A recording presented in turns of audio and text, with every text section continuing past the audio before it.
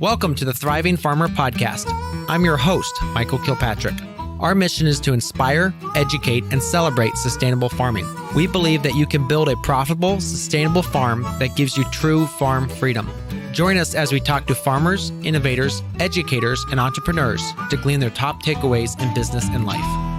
Well, good morning, farmers, and welcome to the last episode of Season 1 of the Thriving Farmer Podcast. Wow, can you believe this is the 20th episode, guys, and I'm super excited that we got this far. Just a huge shout out to all of you out there who have been listening over the last couple months and to all our fabulous guests, which made this podcast possible. So what I want to do in this episode is a couple things. First, I want to kind of review the top episodes. Well, not saying top because all of them were fabulous, but kind of some that had some really key points I wanted to pull out. So I wanted to go through that. The second thing I wanted to do was answer some of the big picture questions that people had throughout the season. I had some fabulous questions come in and some people that just were, wondering on some of the bigger principles that we were bringing out. So I wanted to go over those. Third thing we're going to do is we're going to look at, summarize the season a little bit too. So talk about some of our wins, talk about some of the principles too that kind of came out throughout the season of what's working for farmers. And then I'm going to tease you guys with a little bit of what's coming up in Season 2 for the podcast. We already have a number of episodes recorded for that, and I'm super excited for that. So what I wanted to first tell you a little bit is this podcast is being recorded June 24th, and you will probably get this the June 25th, so tomorrow, which is highly unlikely and unusual for our podcast. And to let you on a little bit of the back end of how we actually make this work, because again, I have an incredibly busy schedule, and when we wanted to add the podcast to my plate, I had to dump some other things off my plate, something that we talk about in the podcast, making sure you have work-life balance and don't get overloaded. And so normally what we do is we take a month and we'll record 15, 20 episodes, and then what happens is they get dripped out every single week for the next couple months. So this is unusual that you're getting it, the day before it's actually being released, but we felt that this one especially was important to kind of wrap it up, and super excited for, the feedback that's been coming in. I actually opened my email this morning and there were 2 people that had emailed me and said, hey, just want to say thanks for the podcast. And there was also some advice. One of the things was, guys, you need to go deeper into the episodes. You're kind of just skimming the surface. So that's great feedback, because for us, we're trying to keep the episodes shorter, under an hour, and a lot of them go over that or around that, and but then also dive in deep enough. So we'll also be redoing some of the questions too, going in a little bit deeper on some of the questions we feel are actually really pulling out some of the meat of what the guests can bring, and cutting some of the questions which we feel like aren't quite as important in what we're trying to bring across. So all right, so let's just dive into, episode number 2, which was of Joel Salatin and the Polyphase Farm. And of course, this was one of our most popular episodes. We had thousands of downloads of it. And I think it was obviously because Joel has a huge voice in the sustainable ag circles, but he also had some really great insights. And I think some people emailed me and said, Michael, I learned some things about polyphase I'd never learned before. And obviously, because I worked there and I've had an ongoing relationship with Joel, I knew kind of what to tease out and what would actually get him fired up to talk about it. And I think he was really honest and sharing through some of the struggles that they are going through as a farm, as they're growing, as they're maturing. So, one of the things Joel shared was who his mentors were through farming. And Alan Nation is someone who he repeatedly brings up as someone that really kind of helped him expand his thinking. And then, Joel was super honored to be taking the Grassman Stock Farmer over as editor. So, if you haven't listened to that episode, if you haven't actually dived into the Stockman Grass Farmer, some of those old issues with Alan Nation, just the way that Alan could look at, 6 or 8 different points of data from around the world in completely different industries and then tie them together was super fascinating. I think Joel has done a great job of stewarding that publication and taking it to the next level. And even if you aren't an animal farmer, if you do vegetables or mushrooms or flowers or something, I still think that publication can provide value. It's focused more on that industry, but there is a lot of truth nuggets that come out of that. So let's see what else on Joel Salatin's episode. So one of the quotes Joel said was, "We grow our business so we can heal more land," because that was something I kind of, pinged him on as we were in the episode talking was, Joel, your farm keeps getting bigger and bigger. Is there ever going to be a stopping point? And that's something Joel and I had talked about before, but I want to pull out again because there can be a point that your farm's too big. And I have seen farms that are too big and they just end up not being able to manage. And so there's just fires constantly happening and things are breaking and the team is overwhelmed and stressed. And so Polyface is one that has grown its farm. And yeah, there's been bumps along the road, but now they're managing, I think it's over 2,000 acres in their area across, I think, 15 different farms. And so it's very interesting to hear what Joel has to say. Is like, yeah, we looked at growth and we were like, okay, we do want to keep growing because our goal is to grow our business so we can heal more land. And we're really good at healing land. And, being an intern there, I saw that firsthand. If you haven't visited, I highly would recommend you do check out Polyface when you're in the area. You can visit anytime and just kind of see what's going on there. And then another big principle that Joel brought out was saying no is just as important as saying yes. And that's something obviously on our farm we had to deal with is, what do you say yes to? And now that we're in the online space for farmers, that's something that's actually come up a lot more. And one of the reasons I feel like our business hasn't grown like I wanted it to is I haven't said no often enough, is that I've picked up some side projects on this or side projects on that, which, hey, they were bringing in money or they were, helping in the industry, but they weren't our core focus and they didn't help us grow our core business and our core course, which is our, ripen formula, which is what we call the 5 pillars of growing your farm. So one of the reasons we haven't grown that as fast as I would like, I believe, is because we focused on other things, which are, super important, but they weren't our core competency and weren't our core focus and what our core focus should be. So that was a great takeaway and something that I've actually got above my desk now is, if I say yes to this, what am I saying no to? And then the other aspect of that is saying no is more important than saying yes. So 2 great takeaways from Joel's episode. Highly recommend you go and check it out. The next episode we wanted to talk about was episode 4. And this is where we had Ben Beichler, who actually, when we started our In the Field Consultants business, he was someone who was my co-founder of the business and was with us in those early days. And since then, he's gone on to start his own farm in the Shenandoah Valley. And they do grass-fed dairy and are really, really good at it. So I think if you listen to the episode, you'll kind of hear how they talk through, the growth of the business, how they set the business up. And there's a couple things that Ben brought out. The first thing is financial literacy is the difference between working for someone else and running your own farm. So many farmers out there start a farm and a lot of them fail because they don't know how to run the numbers. They don't know what's making them profitable. They don't know, the financial backside of that farm because a farm is a business. And if you don't realize that a farm is a business and you treat it as a hobby, it's going to become a really expensive hobby really fast. And so the way Ben was able to land his farm, which was a very, very expensive piece of property because of where they are in Virginia and the size of the farm, it's multiple hundred acres. They had an incredible business. Yeah, Ben's a massive mortgage or a massive repayment program with the different banks and the lease program he's worked on. But he now is cash positive in that business after less than 2 years, or maybe it's 3 years now. So I highly recommend you listen to that episode and take a look at, what you can do because you know your finances, because you know that you have a business model that works. I think the second thing that I took out of Ben's episode was that being laser focused on one thing has really helped their farm explode. Now, this is interesting because in the episode, we talk about doing a lot of things. And Sweet Tea, who's one of our faithful listeners, said in his comment about the episode was, really enjoyed Mr. Creambrook talking about trying a bunch of different things, drop them as soon as you can tell you don't like them, and specialize and go big in the one thing you're good at. And in this scheme, you're not tempted by the other areas because you already tried them. Very much matches how I accidentally did things and makes me happy to hear other people say this thought process out loud.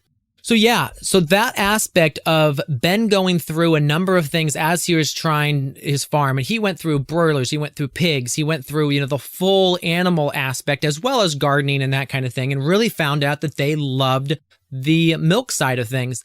And then he got really, really good at it. And then he worked for other farms. He managed other farms. He moved around. And so when he started his own farm, he was able to laser focus on the one thing that helped their farm explode. And now they're a major force to be reckoned with in the Virginia raw milk scene. So super cool episode. I highly recommend you go back and listen to that and really listen to the financial aspects that Ben talks through of how they built their business. And, actually not pulling the next episode out or one of the actually other episodes here, which was Ted LeBeau of Kitchen Table Consultants. But that was also a really good episode of the finances and of the business side of things. So it's not in our top episodes, but it was a fabulous episode. I highly recommend you go listen to that one as well. All right, let's get on to episode 9. Now, episode 9 was Rachel Sprout Yeats, who is of Six Toed Fox Organics in New Zealand. Now, Rachel is one of my rock star favorite farmers because she is just really crushing it and making it happen for them. So they started their farm 3 years ago. And the first couple years, they were on farmland that was flooding constantly. So they would, grow a great crop. It would get flooded. They weren't able to take it to market. So they made the really difficult change not too long ago. I think it was like 12 months ago now to transition to a new farm property. So let's talk a little bit about New Zealand first. New Zealand has a 4-season growing climate. So you can grow 12 months out of the year, and they do on their farm. So while they were actively growing and producing product and selling product, they moved their farm, which is very challenging. And they have scaled their farm while they're doing this as well to include a team of, I think, 6 or 8 people now. And one of the things that Rachel just dropped in one of our private groups is she says, hey, we're going on a 3-week vacation. And because they're still producing large quantities of vegetables, and salad mix is one of their biggest crops. She said, we're on a 3-week vacation right now, and our team is going to be managing our farm while we're gone. So Rachel, again, always surprises me with how fast they're growing their farm and their profit margins too. They have really dialed in their sales system. And she's also shared with me in private kind of like some of their numbers of what they're doing. And it's fabulous. And again, they live in a very expensive country, and New Zealand's not a cheap place to live, and land is astronomically expensive. So to be doing what they're doing in that area is I'm just super impressed. So let's kind of get the takeaways from this episode. I said a lot about Rachel and how great they're doing, but one of her biggest takeaways was growing their farm has been all about growing their team. So there's no way to scale your farm to grow more product and keep doing it all yourself because you only have so many hours in the day. And part of those hours need to be resting, relaxing, thinking the big picture thoughts. And so what Rachel and Brad have done is by growing their farm is by bringing on these awesome rockstar team members and systematizing and SOPing every aspect on their farm. And that was one of the reasons she came to us, start working with us, was she really said, we need to scale our team. We need to SOP our farm. And when we started working together in the Small Farm U, she added a lot of those pieces to her farm. And it's definitely shown that with being able to take a 3-week vacation. So the other thing she talks about is one of the things with scaling your farm is also scaling your sales. And so they've done that through farmers markets, but they've also done a lot of that through wholesale.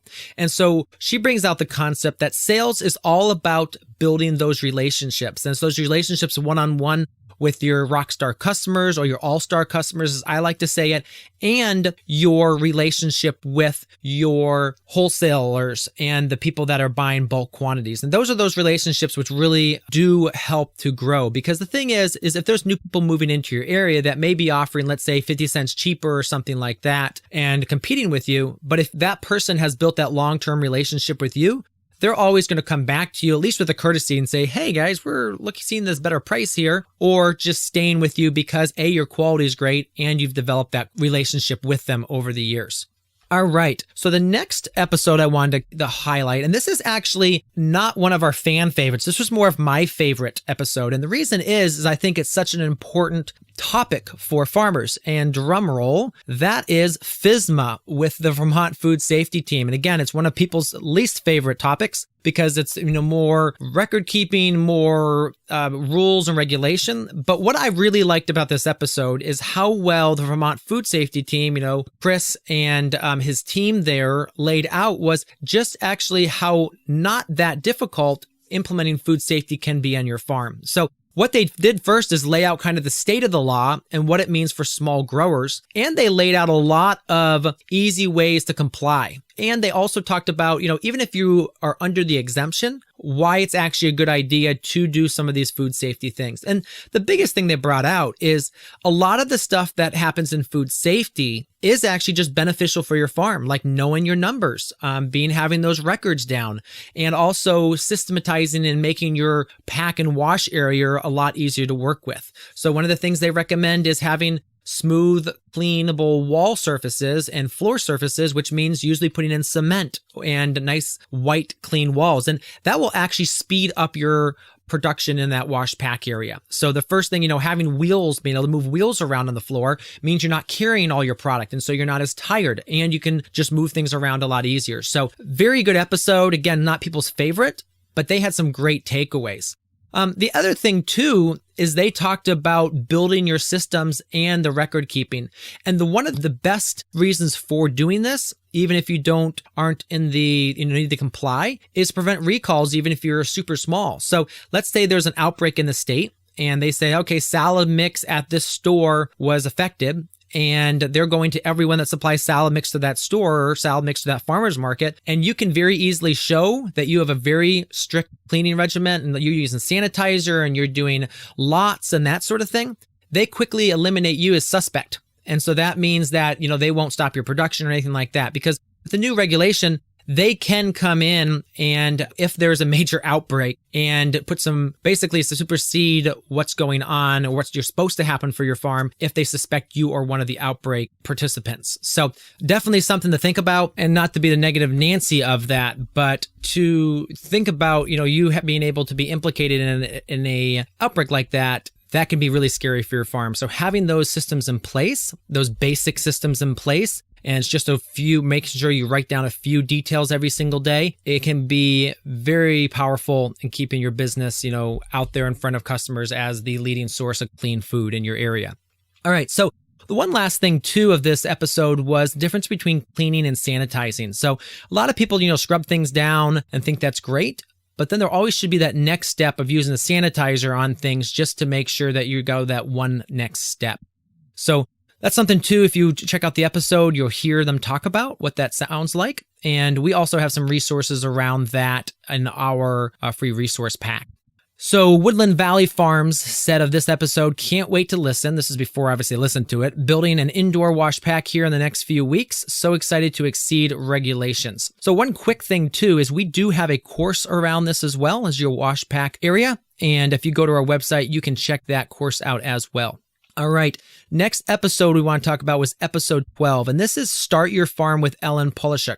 Now, this was actually an interview we did on our Facebook page. And if you don't like our Facebook page, head over there and make sure you do, because lots of great content always coming out over there. But people asked us to turn this into a podcast episode. So we just grabbed the audio and cleaned it up a bit and sent it out to you all. And we had great reviews of this episode. People loved it. So one of the big principles that Ellen talks about is failing forward as a farmer. As you start farming, there's going to be a lot of mistakes, a lot of challenges you're going to go through. But moving through those and just taking it one step at a time is super key for building your farm and for making it profitable and long-term. So the other thing she talked about was starting your farm with the right land and the right soils. And so frequently we see farmers who are using, way too rocky soils or way too heavy soils, clay soils, and they're struggling. And that's something that I will tell farmers all the time is, hey, I've got super heavy clay. What am I going to do? And my first response is move.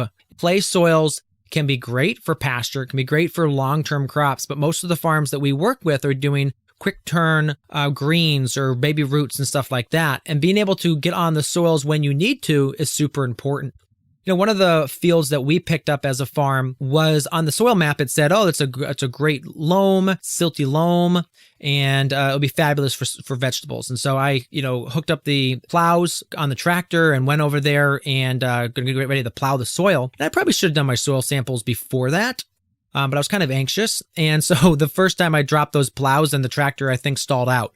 And that was because there was heavier clay. And I should have right then just backed the plows out of the ground and left. Unfortunately, I didn't. Unfortunately, we actually ended up using that soils, but it was very challenging. And what we basically, only thing we could do is do winter squash and very long-term crops, because we had to give ourselves a 3 to 4 week window to get the groundwork done because it was so heavy clay. And so that's something I do pull out of this episode, is just really make sure that you find the right soils. And if you aren't on the right soil, start looking, because that will make a massive difference in how your farm performs. And yes, you can make clay soils better. You can add sand, you can add organic matter, you can make sure your calcium magnesium ratio is right so they're looser and don't go and turn into concrete. But finding class 1 soils to start with is going to be so much easier, even if you're paying 3 to 4 times the amount in rent.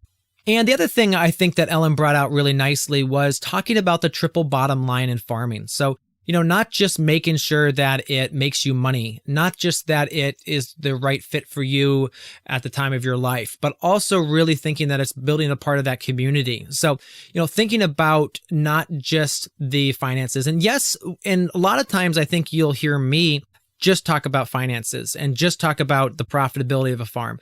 And the reason for that is we know that if you're not profitable financially, you don't have the headspace to do a lot of the other things which we know are going to make you a sustainable farm. And so getting to that profitability first financially, and then really starting to work on the other areas of your business is super important. But I think also, as you start your farm, as you're starting from the beginning, thinking about how you're going to make your farm this triple bottom line can be very important, because I think you may put in some systems in place that will really change things in the long term and help you move forward. So highly recommend you check out that episode and get Ellen's book. She's got a great book called Start Your Farm. And Garen says that book is a great book to read, whether you have been farming for decades like me or just starting out. One of the best farming books I have read. And Daniel says, just ordered Ellen's book. This episode was great. So thanks for that, Daniel. And actually, Daniel is going to be on the season 2 of the podcast. So can't wait to have him on as well.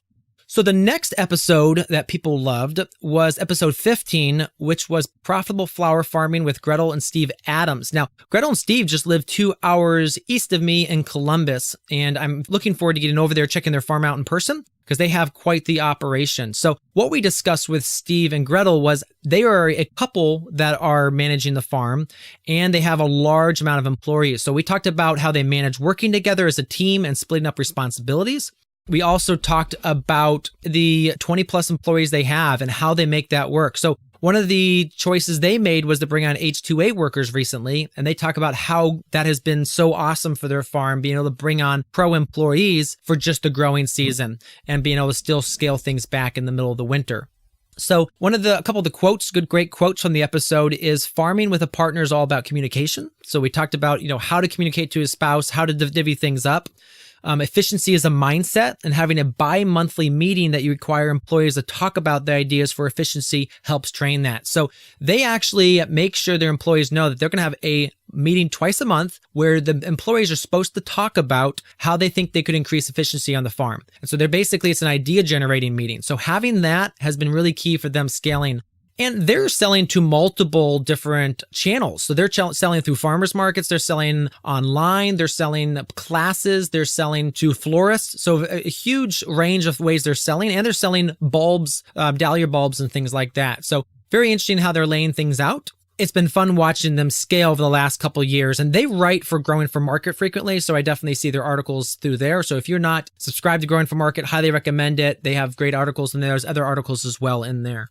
All right. So the other thing we talked about with Steve and Gretel was why they love farming. So this was really interesting to hear Steve talk about why they love he loves farming, and then Gretel talk about how she loves farming, and just how that kind of works with how they built their business. And so we had some great feedback on this episode. So an anonymous person said, I love this episode. I like the part where Steve talks about going off on his tractor at times when he could be with friends or socializing. Being that introvert aspect. This reassures me as I often work longer on the farm than I should. Sometimes I find it hard to know whether I'm just a workaholic and don't know when to switch off, when I'm doing it because I love it and can't think of anything I'd rather be doing. So yeah, there's definitely that aspect. On this episode, Steve and I do talk about hiding from people when we're on the farm because of our introverted nature. So definitely recommend you check out that episode if it's just for that story to hear Steve and I talk about our embarrassing introverted tendencies. All right, and the last episode I wanted to call out was episode 19, where we talked with Jordan Green about profitable pastured livestock. Now, Jordan has been someone I've interacted with over the last couple of years. I've actually been to his on-farm seminars, and Jordan knows his stuff. He has built a business in a challenging area, Virginia, on rented land. And so we talked about how them farming on rented land has really saved their farm operation, allowed them to farm just because of the high price of land in their area. And one of the things Jordan says, I believe, on the episode is basically to own their farm would have cost them 109 years of rent. And so how just that long-term relationship they set up with renting instead of owning their property has been super helpful for them. And the way they've set that up has protected both them and the farm owner. So definitely recommend checking that out if you're thinking of renting or do rent land. The other things that Jordan brought out were the concept of pro employees. So what he's saying by this is a lot of farms tend to either bring on interns or apprentices or hire new people for the season. Well, Jordan has built his farm, so they operate a super lean farm, but they have year-round employees. And so it's amazing the amount of work that they get done with just 4 people on their farm full-time. They have some part-timers they bring in for, let's say, harvesting days for turkeys and chickens. But they have really built out their farm and really scaled it by keeping their crew incredibly lean by having those long-term, highly trained pro employees, as they say. And those pro employees are paid really well. But the whole aspect is you're investing in the employees over and over and over because you know that when you invested in them, they can manage very large areas of the business very efficiently, and it makes sense to have that for their farm. So we do over on our Facebook page have a video of Jordan's pork school. He does a pork school a couple times a year, which is if you're interested in doing pork, highly recommend it. Just highly recommend looking at the episode from the numbers part because Jordan really thinks about leadership, thinks about the business side of farming. And again, people love this episode. We got so much feedback. Lloyd says, great podcast. Thanks for all the helpful information, Jordan Green. Jared said, really appreciate the encouragement wrapped up in this podcast. Thank you. So there you go. Those are the top episodes of the season. Now, if you haven't listened to these or some of the other ones, highly recommend and going back and binging on them. They're a great thing if you're like working on the farm on the tractor or traveling in the car to market. Lots of great little takeaways throughout the season for this. If you're looking to shave hours off your week and become a thriving farmer, you're going to want to head over to growingfarmers.com/free resources and download our free resource bundle. It contains ebooks on our profitable farm toolkit, increasing efficiency and safety in your wash and shed, winter growing techniques, and our 30 farms to follow on Instagram. Now, if you haven't already followed us, we're Growing Farmers on Instagram. That's our handle. So head on over there and follow us. But you can also go to growingfarmers.com/free resources and download our free resource bundle today, and it will help you shave hours off your week and become more of a thriving farmer. All right, so what I want to do now is kind of start to pull out some of the big questions that we got from people throughout this season. And there was a couple of big themes. So we're going to kind of just wrap some of these questions together and kind of just talk about these and kind of like the more of the concept phase than individual questions. So the first one we've got is, what type of farm is profitable? And this came out of a couple questions, but most notably, Bill said, also, Michael makes flowers out to be typically not as lucrative as veg, which is exactly the opposite I've noted, at least at farmers markets. People won't think twice about spending $30 on a gift bouquet, and then we'll go to the next booth down and try and beat the guy down on his lettuce or carrots. There's a lot of different types of farming out there and a lot of different profitable farms. And so what I think the big takeaway is there's a lot of different farms out there that are profitable. Even, we see conventional farming, which typically has very narrow margins. We see some farms doing incredibly well with that. And so is one type of farming more profitable than others? Well, obviously, if you're growing, let's say, microgreens, your profit margin can be much higher than if you're doing beef. Let's talk about beef for a minute. If you're bringing in stocker calves, they can be very expensive, and then they take 12 to 18 months before you're going to be harvesting those. So very long time turnaround on that. But if you're in that business for a long time and you have the land for that, that can be a very profitable for the number of hours invested in that. So, you've got high amount of money tied up in that, lots of capital in there, but the actual daily work is very low. Now, if you do something like microgreens or you do something like vegetable farming, the amount of hours tied up into that business is incredibly high. You have very high labor, but the amount of inputs, what you're spending to get your business started can be very, very low. I see some vegetable growers who actually pay for all their startup expenses in that first year and take home a profit. And especially if microgreens, you can have a turn time of 2 to 3 weeks. So yeah, what I think it comes down to is if you love something, I think you can usually be better. What I feel is that you can be better at it. You care more about it, and you're more likely to be passionate, and that passion to show to your customers and for it to be more profitable for you. So we see if you know your market and you sell them what they want, and you're passionate about that, then you can be profitable more quickly than if you're doing something which you're not as passionate about. And we see too, firing bullets, then going into cannonballs. So how we talked about how Ben talked about, trying a bunch of things. He found a lot of things he did not like. Then they moved into milk. They loved the milk. And now, yes, they had an incredibly high expenses to start up. Dairy cows aren't cheap. Pasture land in Virginia is not cheap, but now they're actually in a cash positive place on their farm just a couple years in. Now, to that point, what's the time to be in a farm being profitable?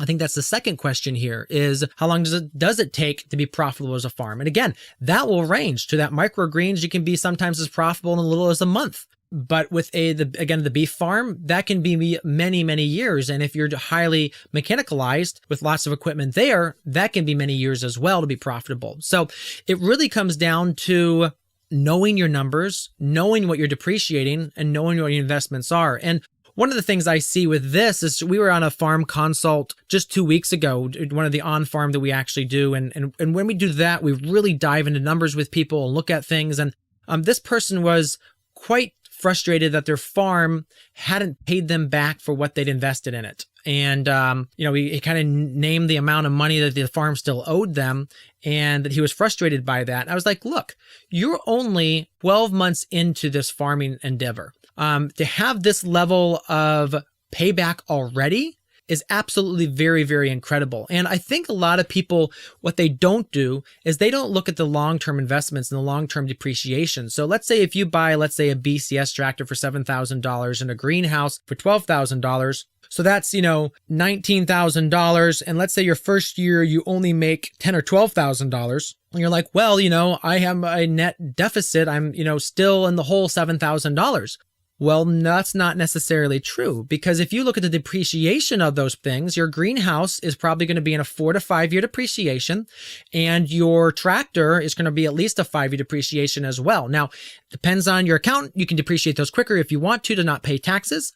But it's also very important to look at this, because if you're feeling overwhelmed that end of that first year saying the farm didn't make me any money, I should go out of business, that's absolutely not true. Because if we take that greenhouse as a 4-year depreciation and break that down to $3,000 per year, this is very basic too, guys, because there's a lot more nuance we can get into this, and I probably should do this in an upcoming episode. But if you break that down, so then your BCS, $7,000 over 5 years, let's say that's about $1,200 or $1,400 per year. So that means for the first year of your farm, your depreciation says that you should have $4,500 as basically expense for that capital investments.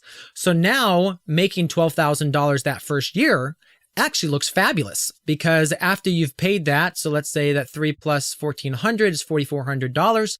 You still have $7,600 left. I think I did the math there, right? Let's say to pay for all your annual expenses, like your seeds, your labor, all that sort of thing, your marketing expenses. So that actually makes your balance sheet and your profit and loss look so much better. And so I think this is the kind of things that people need to be focusing on. And I think this is actually a major theme that we kind of get into in the podcast this season, is knowing your numbers is so important, and knowing how to properly depreciate and also properly categorize what's coming in so you can see the long-term health and profitability of your farm. So going back to that first question then, are flowers profitable? Yes, flowers can be profitable if you do them well. And are vegetables profitable? Absolutely, vegetables can be profitable if you do them well. So knowing your numbers is going to be absolutely key. So for us, our farm, when we did our farm, vegetables were our number one profitable crop. We did some flowers. They weren't quite as profitable. we weren't very good at flowers, so they weren't that profitable. We weren't very good at animals, and so that's why our animals always had a net loss every single year for our farm. But if you talk to Jordan, he would laugh at me when I say vegetables are incredibly profitable because he knows his numbers on animals, and for him, pork is his number one profitable product. So that's something I just want to, those are the two main questions I think that keep coming back and back and back. And I think a third question that we got is, what's the best way to increase profits on my farm? Because people so often are like, Michael, you talk to all these profitable farmers, but what are they doing that's making them more profitable? So let's break this down. Now, there's 3 ways to increase profits on your farm. So the one would be increase sales. The second would be to decrease expenses. And the third one would be to increase prices. Now, a lot of people say, oh, I'll just increase sales and, more sales means more money. Well, not necessarily, because we see this is actually the number one mistake that farms make when they're starting to get into the beginning/traction stage. And so what they do is the first year they grow some vegetables and they sell a lot of vegetables. They have a lot of weeds, but they say, hey, next year I'll double my vegetables because then I'll double my sales. But what happens is they don't double the support they have for those vegetables. And so they have more weeds and they don't double their marketing efforts. And so they end up having even more weeds and it's a weedy mess or a nightmare. They're running around trying to get everything done. And that means they're missing things. And so they're killing crops. And so they end up being less profitable their second year. Well, let's look at this again. So if you increase sales, you've also got all those expenses that go with it. And so if you're running, let's say, a 40% margin on that, you have to, and 40% is the amount of money you make off those vegetables. So that means 60% of the cost of producing those vegetables are base costs there. And so if you're doing that, then what that means is that you have to more than 2x your sales to make 100% more. So what that means is if you want to make $20,000 more, if you're running a 40% profit, you need to have $50,000 more in sales. All right. So that's actually not a great way. Obviously you want to be growing your business, but I think the better way, there's 2 other ways we talked about: decrease expenses. And that to me is an easy way to do it. That's kind of just doing an audit. And obviously it can be hard because a lot of things there's a longer term decreasing. Like let's say you're going to decrease labor. Well, that may mean in investing in higher efficiency equipment, which is expensive. So that can be a tough way to do it as well. Although I think it's very key to be part of anyone's farm's growth strategy to really make sure you're not just wasting money and blowing money. And the biggest place most farms blow money is through labor. So again, increasing the efficiency of your labor, super important. So the last way we talked about this was increase prices. And that absolutely is the fastest, easiest way. So what we find is if you got consistent customers buying from you and you increase, the prices on some of your products, yeah, they may be disappointed, but that they know the value of you and you built that relationship, they're absolutely going to be okay with that because they know what it takes to make your farm work through the long term. So again, increasing prices, and maybe for this is just increasing a third of the prices on your farm, or maybe just moving up your prices across the board, 10, 12%. But I like just moving up some of your prices on, some of your products, what you feel like could be better profit margins. All right, so then that brings us to this final question here, which is how do I price my products? Because I see this all the time, and not just in our group. This happens in a lot of the groups I'm in, and it's one of my pet peeves. And, Jordan Green actually pulled this out in his episode, and in his group actually posted about this. So I'll see if I can actually link to that post there because it was a fabulous post. But let's kind of go a step back to the 30,000-foot view for this.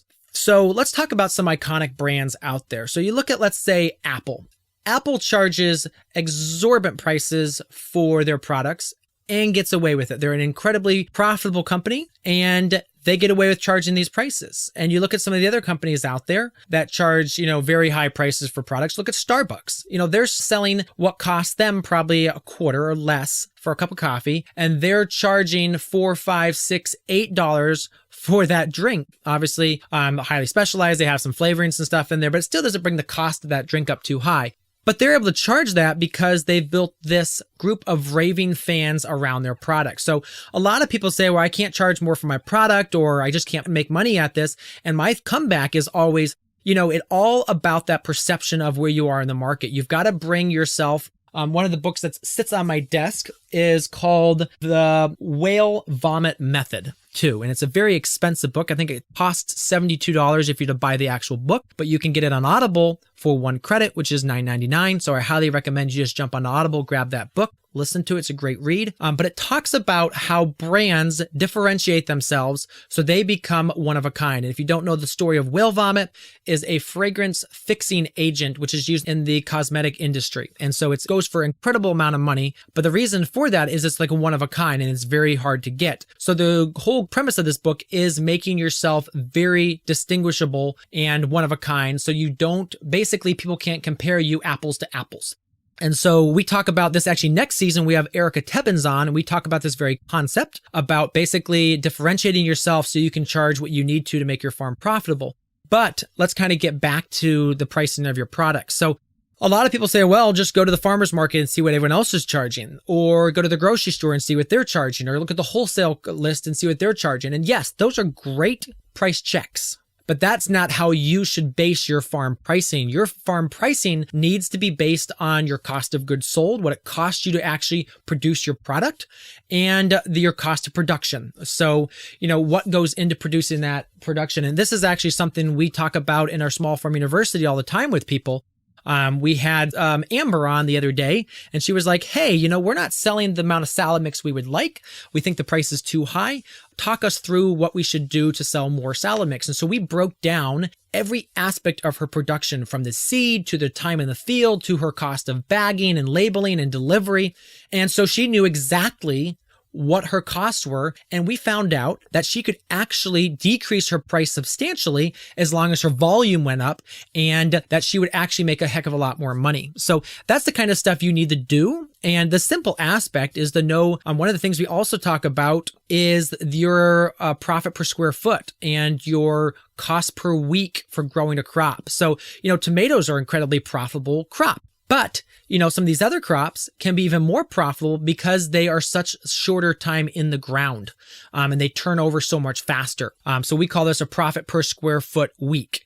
So that's something that's also to think about. So, kind of my overarching branding / sales strategy has also been have the highest quality product and charge the highest prices. So you're setting yourself in your own league of this super valuable commodity. So it's not even a commodity anymore. It's just this, it's like the Apple product aspect of it's, looks better, tastes better, is more beautiful, comes with much better service. And that's how you can charge higher prices. And at our farmers markets, when we were farming, we were at a farmer's market with 50 vendors, and we consistently had the highest prices on the market and sold the most product and sold out for our products fastest because of that, as you call it, whale vomit pricing strategy / brand integrity.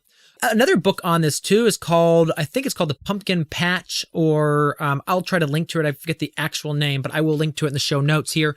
Another book on that branding aspect or differentiation is that The Pumpkin Plan maybe is what that book is. So I'll try to find that and link to that below. All right, so let's do a little bit of summarizing for the season here now. So I was super excited. I think about week 8 of the season, we hit news and noteworthy in business on iTunes.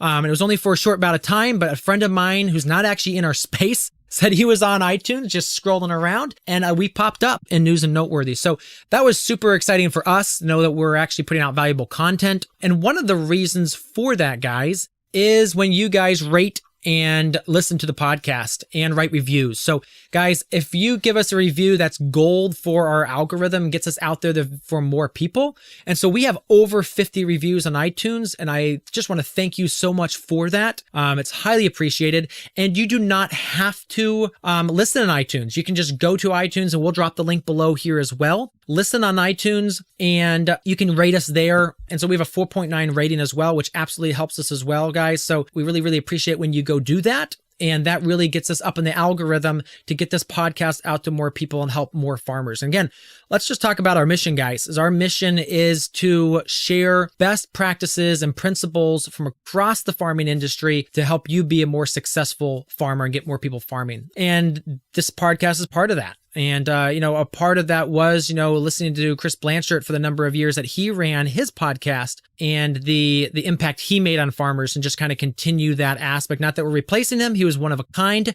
but just kind of, in that same theme of things, continue that mission for more farms. All right, so some more themes from this, kind of summarizing the season here, is a lot of the farms that we had on talked so much about the mindset of figuring out how to make things happen despite obstacles. So a lot of obstacles in farming. There's so many things that happen on the farm, the challenges. Joel Salatin talked about the passing of his father was a huge challenge for him and his farm.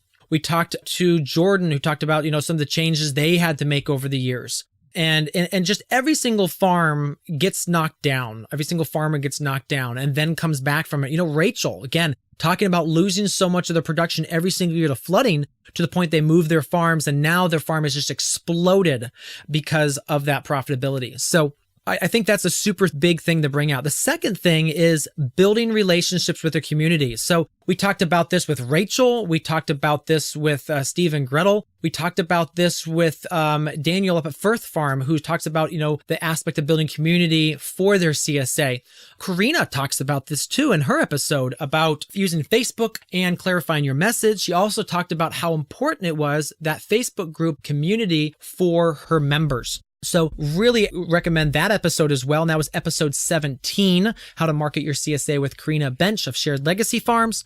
So definitely that's a huge call out or theme from this season. The other thing is building strong teams of employees who come back year after year, those pro employees that Jordan talks about. And Steve and Gretel talk about those pro employees that they bring back every year. And then I think the final big takeaway is knowing your numbers and seeking help when they aren't good at figuring that stuff out themselves. So a number of farms that we've worked with have gone to that next level, have got help from others in their industry, whether it be, mentoring or consulting or coaching or taking like different classes in the industry, because that helps them to basically skip the mistakes. And there's so many things that you can be challenged by in farming. Being able to skip those mistakes, go to the next level by paying someone else for their knowledge and expertise has made a huge difference. All right, let's wrap up this episode and let's talk about what's coming up in season 2. So I've kind of given you a few teasers with different people that will be coming up, but I am going to share 4 guests that we absolutely have actually recorded the episodes and are going to be coming in the coming weeks. And that is Richard Riswall, and he wrote the book, The Organic Farms Business Handbook. It's a fabulous book. It was a great episode, him talking through why he wrote the book, the principles that make their farm successful. And he talked about how right now he's thinking and working through transitioning their farm to the next generation of farmers. And so how he's making that work, or, attempting to make that work. And again, he said that's something they're playing with right now. He said in a year, let's come back and talk it again, because we'll see how that transition is going to the next generation of farmers. We also have Erica Tebbins, who will be talking with us on farmers markets and rockstar customer service. Now, Erica ran our market stands in upstate New York for a number of years. Fabulous job, helped us double and triple our sales through implementing best practices from marketing and the business world. So definitely going to want to listen on that one. We also have one of my favorite farmers, Brian Bates, from the upper end of Michigan, I believe he's farming. And Brian talks about LED lights. He talks about how they're, figuring out farming in very challenging environments of so far north. He talks about scaling the business, why his wife chose to take an off-farm job and what that meant for their farm. And, just the aspects of building a business that is a farm. And they're located relatively close to downtown and their farm. So he talks about a little bit of the challenges and the advantages of being so close to civilization. And the last episode I want to bring up that we absolutely have, and there's a ton of great episodes coming up. Just one other thing, I'm just going to tease a few. Last one we want to talk about here is Ray Tyler.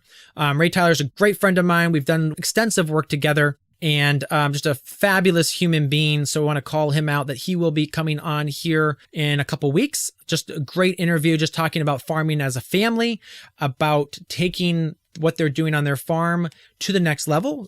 Ray talks about, the aspect of going massively wide and then narrowing it down extensively. And so now they're focusing on, I think, 5 or 6 main crops on their farm. Maybe it's 8 or 10. But they have the one crop, which is lettuce, which is their signature crop, which they are doing hundreds and hundreds and hundreds of pounds every single week. And so he talks through why they made those changes, what that meant for their farm, and to the point that they're now a profitable farm, which, bringing home, being able to pay for different, massive capital improvements on their farms. Again, I just want to thank you guys so much for listening to all these episodes. And again, as I said in the first episode of the season, this is a huge growth learning opportunity for me, putting myself out there, getting on, as I feel sometimes is a one-way communication aspect, just speaking into a microphone. I'm in my office in a squeaky chair at times, just doing the episodes and communicating this way. But I hope it's been helpful. And I thank you guys so much for your feedback over the episodes. Every single time a new episode goes out, we get people emailing us and say, hey, I appreciated this about the episode, or hey, would you think about doing this or have this guest on? And I also want to say that it's been kind of a little bit interesting that we've actually had people from outside our industry start to talk to us.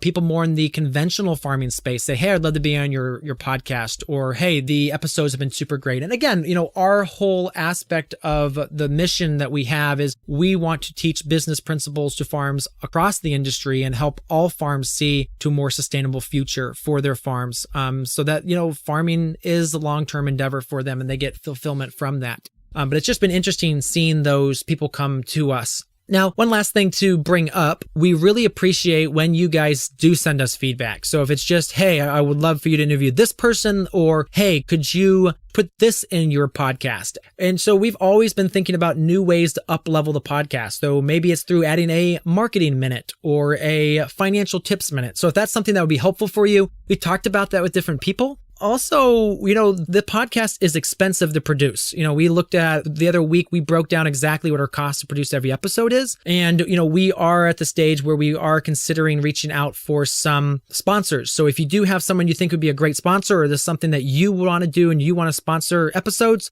do reach out to us about that. We are definitely open to having the conversation now that we feel like we have significant episodes out there and have a good system for this and a good listenership now. So definitely reach out to us, whether it be just, hey, love what you're doing, have a concern, or have ideas for us to take the podcast to the next level. Because again, we want to make sure we can reach as many people as possible, and you are the way that we do that. So again, thank you so much for listening over the season, and here's to many more seasons and many more ways to help your business grow.